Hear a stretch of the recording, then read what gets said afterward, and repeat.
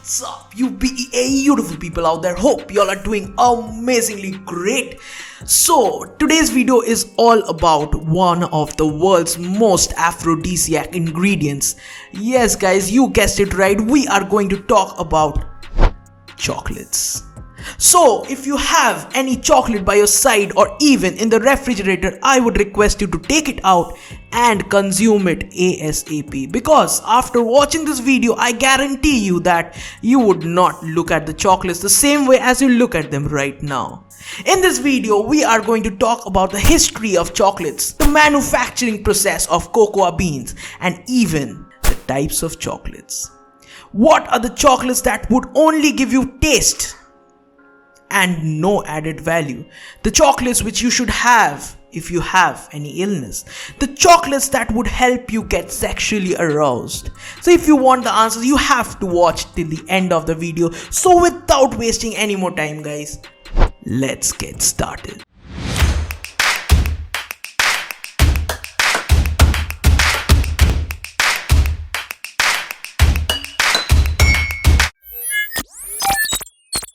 Welcome back guys. After that amazing intro, if you liked it, do not forget to press the like button and subscribe to my channel if you like it. Otherwise, you can skip it. So, before I start with the manufacturing process, I would like to discuss a bit about the chocolate's history. From where did it come from? কারা প্রথম ওটাকে found করেছিল? So, আমার তো ভালো লাগছে না এখন থেকে, because Indians were not at all included in making chocolates. The ones who were there, who founded the chocolate, were actually French people. So the first factory was set up in the year 1718 in Bayonne region in France. In the year 1768, hydraulic press was introduced. But hydraulic press ta ki holo? It made life much easier and the production also got increased. It was much easier after the invention of hydraulic press to press the chocolate and mix the cocoa beans. Next was the introduction of steam in the factories. Now factories started operating by using steam, which helped a lot in manufacturing chocolate in bulk quantities. So it was at this point where large and famous family businesses emerged, which you guys know by the name. And these companies are known to everyone guys. They are still running the show. So in the year 1819, or in the beginning of the 19th century, famous family businesses emerged like Cadbury and Rowntree from England, Lindt and Kosher from Switzerland, Meunier from France, and my favorite Van Houten from Netherlands. Now Van Houten were the first ever company who came up with the process of Dutch. The Dutch process of preparing the cocoa powder, the Dutch process of neutralizing the cocoa powder. Now what is a Dutch process? Dutch process is nothing but neutralizing the cocoa powder. Cocoa powder after fermentation gets acidic. It contains a lot of acetic acid. Now, in the Dutch process, these cocoa beans, the fermented ones, were dipped in a solution of alkaline potassium carbonate. This neutralized it completely, enhancing the taste and the color. That's why guys, tai jonno Dutch cocoa powder er dam eto beshi. There's one more thing which adds up to the Dutch process, is that Dutch cocoa powder does not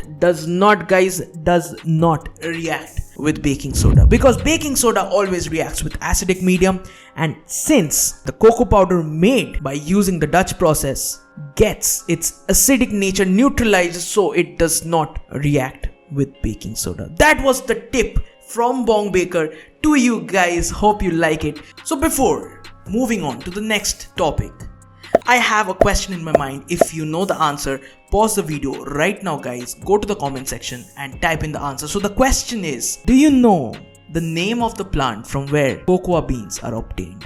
Pause the video right now, go to the comment section and type it in. So the name of the plant is Theobroma cacao. Now Theobroma is an Aztec name which translates to the food of the god. Now in the prehistoric times, people only used to make a drinking chocolate out of it. They did not know anything about cocoa butter, cocoa mass, or even the chocolates in general. Moving on to the next part, the manufacturing process of cocoa beans. Stay tuned guys. How did I go from this to this?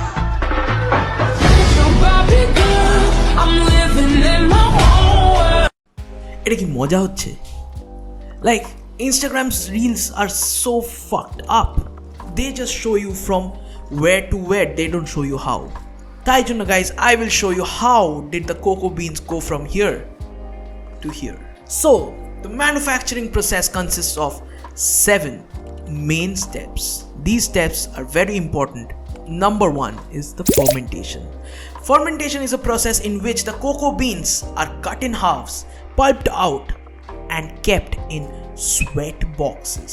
Now sweat boxes have a temperature ranging from 40 to 50 degrees Celsius, and these beans are kept there for around 2 to 3 days so that the enzymes can react with it, kills the germs in it, and a main step is it absorbs the moisture. The enzymes absorbs the moisture from the cocoa beans, transferring it into alcohol and later transforming it into acetic acid. As soon as this stage is reached, the fermentation process is stopped. That's it guys. Next we move on to the majorly important step that we call drying. Of course we have to dry it guys. Jodi amra otake dry na kori, the more moisture it has, the more it is prone to getting rotten. So we have to get rid of as much moisture as we can. So drying process e ki hoy, the cocoa beans are laid down in one single layer guys under the sun until it gets dried up, but not fully. It should be dried up until it has around 4% of the moisture left. This is all about the drying process. Drying er porei amra chole jabo roasting, which is the third step in the manufacturing of cocoa powder. Roasting is a step where these cocoa beans gets its authentic flavor and the color. This is the step where the cocoa beans gets its brown dark color. Roasting is a process where the sugar gets caramelized. The next process is the removing of the shells. This process is also known as winnowing guys, because a process a roasted beans guloke a series of conveyor belts diye jete hoy which has a lot of sieves in it, and in this process the shells gets broken in smaller particles that we call nibs. Now cocoa nibs play a major role in a pastry chef's life. Like when I was working at the Oberoi Grand, they used a lot of cocoa nibs. Now these nibs do not have sweet taste, but they do have the perfect roasted consistency and the perfect smell. So this we use as a garnish, or even we put it in gatos for an extra crunch. After this step, we move on to the next most important step, that is alkalization process. I talked about it beforehand guys. Yes, you got it right. This is known as the Dutch process, where the acidic level of the cocoa powder is neutralized by putting it or soaking it in potassium carbonate solution. After alkalization, we move on to the grinding stage. A grinding stage e ki hoy, these alkaline cocoa nibs are ground to a fine thick paste. এবার তোমরা বলবে যে paste কি করে হলো, আমরা তো কোনো ময়েশ্চার অ্যাড করিনি, আমরা তো রোস্ট করেছি, so that there is no extra moisture. Right, absolutely right guys, you are absolutely right. কি হয়, like other nuts, almonds, peanuts, walnuts, they have their own oils. The same way cocoa powder নিজস্ব oil আছে, which we call cocoa butter, and while the process of grinding, these oils come out, making it a thick paste. Now এই পেস্টটাকে তোমরা তো আর cocoa powder বলতে পারবে না. For this we need one final step that we call pressing, also known as extraction of the cocoa butter. In this step, this thick syrup is processed under a heavy hydraulic press. The result is very simple guys. We have two ingredients in our hand. Number 1, the solid mass, which we call the cocoa cake, and the liquid part, which we call it cocoa butter. Now these two ingredients play a major role in making chocolates. Different kinds of chocolates can be made by adjusting the ratios of the cocoa content and the cocoa butter. So that was about the manufacturing process of cocoa. Now you know guys how the cocoa bean went from this to this. The next topic guys, we move on to the types of chocolate. Now majorly there are 4 kinds of chocolate. Number 1, couverture. This couverture chocolate is the most widely used chocolate by professional chefs and 5-star hotels because it has a good amount of cocoa butter and cocoa solids, and it has much less sugar added to it. The next type is known as bittersweet chocolate. It is much darker in color compared to the couverture, and it might or might not have the pure cocoa butter. So it might be referred to as an inferior quality chocolate and is much sweeter than the couverture. The next type is known as the milk chocolate. By the name, it's very clear guys. To the cocoa butter, cocoa mass and milk solids are added along with a lot of sugar. So it's one of the unhealthiest kinds of chocolate which will definitely get you diabetes if you have it on a regular basis. The dairy milk which you have, do you think it's healthy? No, not at all. It is a milk chocolate guys. That is not even close to a good quality chocolate.